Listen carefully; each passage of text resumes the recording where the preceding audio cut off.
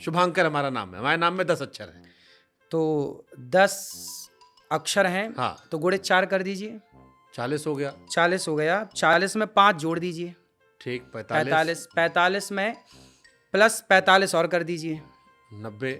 90 को 8 से भागित कर दीजिए। मतलब 11 8 88 होता है। 88 89 90 2 अंक बचा, वो 2 है राम।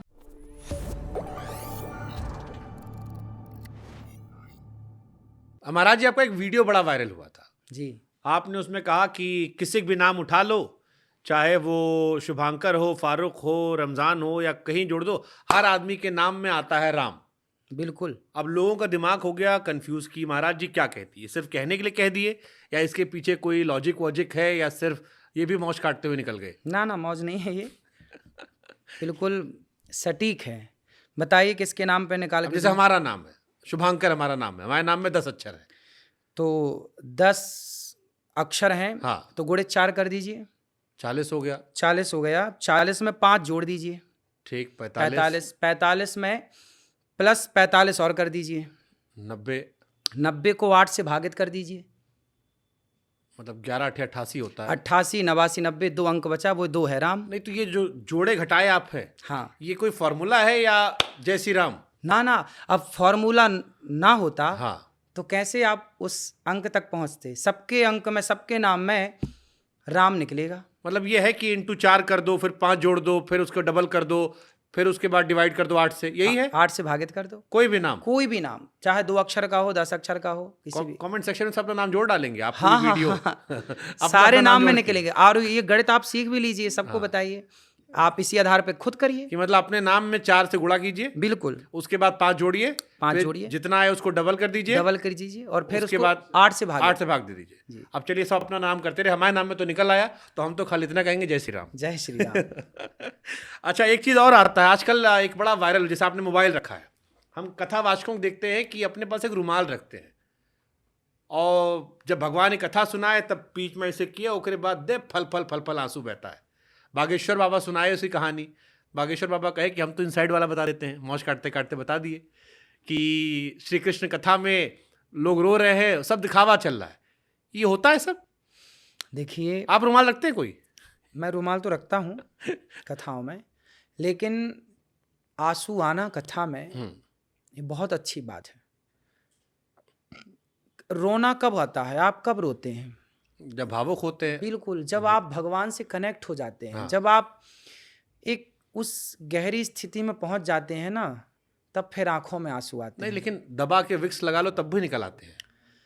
कुछ शायद किए होंगे तो उन्होंने देखा होगा। सबके लिए बात लागू नहीं है ना, सबको एक ही लपेटे में कैसे लिया जा सकता है?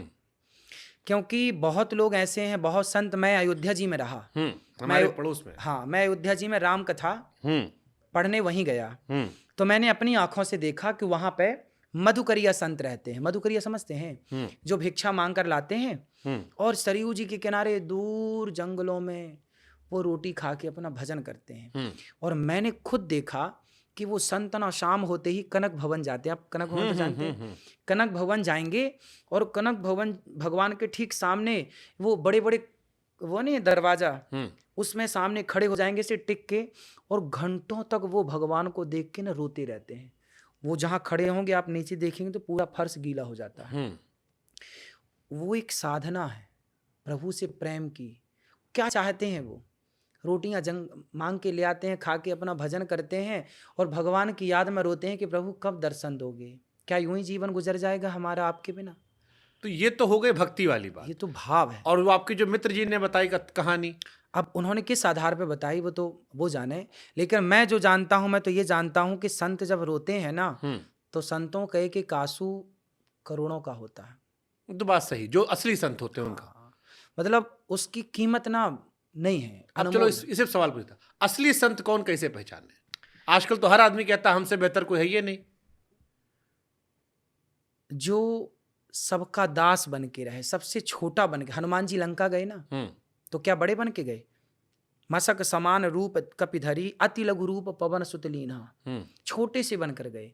जो सदा अपने आप को छोटा रखे, मैं बड़ा नहीं हूं, मैं छोटा हूं, जो छोटा बन के रहे, छोटा रखे अपने आप को, वही संत है। महाराज जी कहे कि हनुमान जी लंका गए तो जला दिए, सारा सोना बह गया समुद्र में। हाँ। लोग कहे भाई इसका क्या लॉजिक था, थोड़ा पूछ लीजिएगा महाराज जी से। भाई आप बताइए सोना जलता है कि नहीं? हाँ लेकिन तो लोग भी जल जाते ना महाराज जी, अगर पूरी लंका सोने की थी, पूरा लंका जल के तो आदमी भी जल जाते। नहीं नहीं, आदमी तो दूर खड़े हो गए, जब लंका में आग लगी, घर में आग लगी तो लोग सड़क में खड़े हो जाएंगे। अभी तो सड़क में खड़े हो जाएंगे। क्या मैदान नहीं था, क्या पार्क नहीं था वहां पे? बड़े बड़े मैदान, कंस ने जो लंका बनाई, कोई सामान उसका वर्णन आता है। तो मतलब समुद्र में जा खोजे तो मिल जाएगा सारा सोना? नहीं मिल जाएगा, वो बात नहीं है, पर सोना अधिक ताप में पिघल जाता ये है तो बात सही है, हाँ। ना।